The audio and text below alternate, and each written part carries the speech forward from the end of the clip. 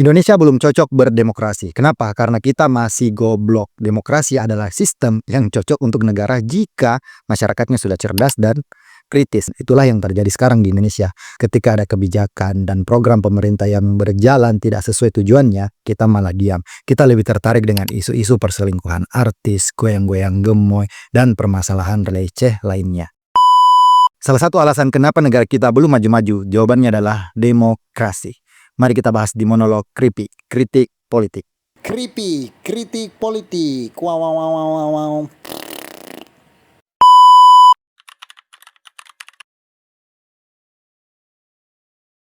Awal mula demokrasi di banyak peradaban di seluruh dunia di masa lampau hampir semuanya menggunakan sistem monarki dalam menjalankan pemerintahannya. Seperti di peradaban Mesir kuno, Romawi, dan kerajaan-kerajaan yang ada di Asia. Sistem ini dipimpin oleh raja dan keturunan-keturunannya. Nah, setiap keputusan dan kebijakan diputuskan oleh raja saja. Nah, namun seiring berjalannya waktu, para raja-raja ini mulai menindas rakyat-rakyatnya karena memang kekuasaan yang tidak diawasi akan menimbulkan kesewenang-wenangan. Karena rakyat mulai menderita, akhirnya sistem pemerintahan monarki mulai ditinggalkan diganti dengan demokrasi. Nah, demokrasi pada dasarnya muncul untuk mensejahterakan seluruh rakyat. Kekuasaan ada di tangan rakyat. Demos yang artinya rakyat dan kratos yang artinya kekuasaan. Jadi sebenarnya dan pada hakikatnya di Indonesia kitalah yang lebih berkuasa daripada presiden dan DPR serta pejabat-pejabat lainnya. Karena kekuasaan berada di tangan rakyat.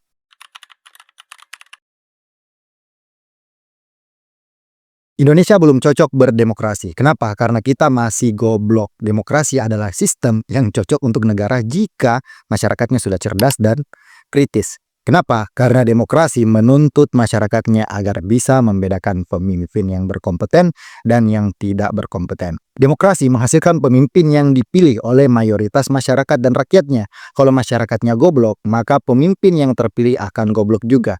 Nah, di sistem demokrasi yang menang bukanlah yang berkompeten, tapi yang banyak suaranya. Jadi, jika dalam suatu negara yang banyak adalah orang jahat, maka pemimpin yang terpilih adalah pemimpin yang jahat juga. Makanya Indonesia belum cocok menggunakan demokrasi. Coba kita lihat tingkat pendidikan orang Indonesia. Kebanyakan belum tamat SD. Saya nggak merendahkan rakyat Indonesia, tapi itu kenyataannya. Budaya baca kita aja hampir nggak ada, 0,001%.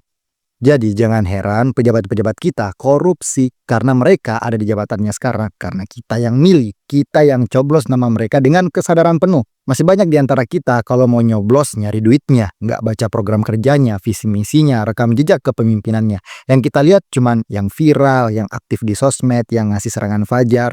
Apa yang lu harapin dari pemimpin yang terpilih dengan cara joget, dengan cara kontroversi, dengan cara yang korup? Lu berharap dia nggak korup? Nggak bisa dan nggak mungkin. Setelah dia menjabat, yang dipikir tuh gimana caranya balik modal. Bikin proyek-proyek yang nggak jelas, bikin jalan aspal tapi bahannya, kualitasnya jelek. Pokoknya semua yang ada duitnya dilakuin biar balik modal.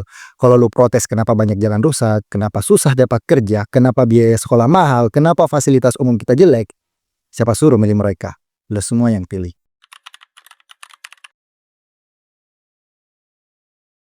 Demokrasi adalah maut.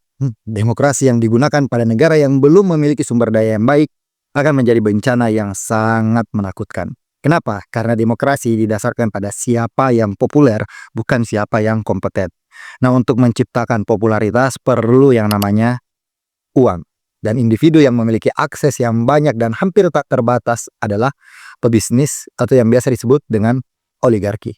Jika pebisnis yang memegang kendali negara, maka kebijakannya akan diambil adalah kebijakan yang menguntungkan dirinya sendiri dan kelompoknya. Tentu bukan hal yang salah bagi mereka karena mereka adalah seorang pebisnis. Sangat-sangat wajar jika keuntungan dijadikan tujuannya karena memang pebisnis seperti itu. Sedangkan orang-orang yang memiliki kompetensi, kemampuan pemimpin yang baik, memiliki integritas, hampir mustahil memiliki akses terhadap kemenangan dalam demokrasi. Karena mereka tidak populer dan tidak punya uang yang banyak. Bayangin, untuk menjadi calon anggota DPR saja, kita harus menyiapkan minimal 200 juta. Itu pun baru calon loh. Nah, sebagai analogi, seberapa susahnya jadi anggota DPR, jumlah kursi di DPR ada 545 orang. Dan jumlah calon yang memperebutkan kursinya ada 9.919. Jadi kalau lu mau mendapatkan kursi, persentasi kemenangan lu hanya 5%. Itu pun lu harus punya modal minimal 200 juta. Itu pun hanya anggota DPRD. Kalau DPR RI, lebih banyak lagi modal yang harus disiapkan. Jadi ibarat lu bayar 200 juta hanya untuk kalah. 200 juta buat kalah, men. Coba lu pikir pakai logika.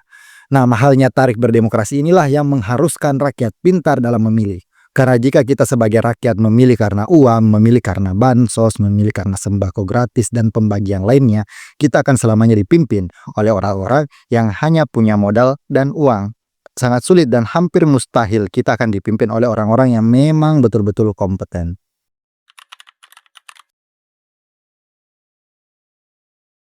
Demokrasi di Indonesia yang belum mapan secara pendidikan dan pengetahuan politik akan menghasilkan lingkaran setan. Nah, masyarakat miskin dan tidak berpendidikan akan memilih karena uang atau popularitas. Nah, pemimpin yang populer dan punya uang berkemungkinan besar akan menghasilkan pemimpin yang tidak berkompeten. Dan pemimpin yang tidak berkompeten akan menghasilkan masyarakat yang miskin dan tidak memiliki pendidikan. Begitu seterusnya, lingkaran setan. Terus gimana cara keluar dari lingkaran setan itu? Nah, ada dua cara keluar dari lingkaran setan ini. Pertama, menunggu negara ini di ambang keruntuhan seperti yang terjadi di pemerintahan Soeharto 1998.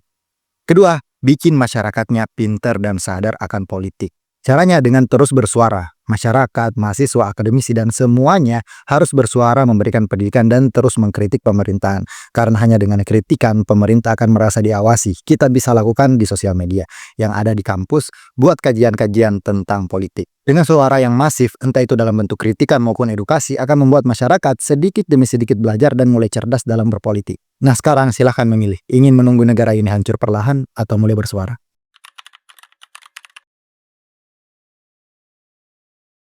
Rakyat Indonesia nggak paham demokrasi. Seperti di awal video saya menjelaskan, kekuasaan paling besar itu ada di tangan rakyat. Masalahnya adalah rakyat Indonesia nggak tahu kalau yang paling berkuasa adalah dirinya sebagai rakyat. Seringkali kita dengar di media-media, lah saya kan cuma rakyat biasa. Rakyat tuh bukan cuman, nggak ada namanya rakyat biasa. Kalau negara lu menerapkan demokrasi, maka rakyatnya harusnya punya overpower dalam mengawasi pemerintahan. Lu sebagai rakyat punya kekuasaan, men. Kalau lu merasa cuma rakyat biasa, maka pemerintahan akan merasa memiliki kekuasaan penuh. Sehingga mereka merasa tidak diawasi dan dikontrol. Dan itulah yang terjadi sekarang di Indonesia. Ketika ada kebijakan dan program pemerintah yang berjalan tidak sesuai tujuannya, kita malah diam. Kita lebih tertarik dengan isu-isu perselingkuhan artis, goyang-goyang gemoy, dan permasalahan receh lainnya. Lu punya power, ingat itu. Gunakan.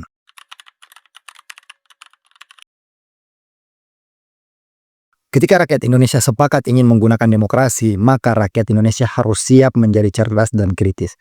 Jika kita nggak cerdas dan kritis, maka pemerintahan akan dipegang oleh orang yang nggak berkompeten. Indonesia akan dipegang oleh para koruptor, penghisap sumber daya alam gila duit. Kita lihat kan sekarang indeks persepsi korupsi kita rendah banget. Itu tandanya apa? Tandanya kekuasaan pemerintahan kita dipegang oleh siapa? Silakan jawab sendiri. Oke, cukup sekian monolog kritik politik kita kali ini. Jangan lupa like dan subscribe. Bye.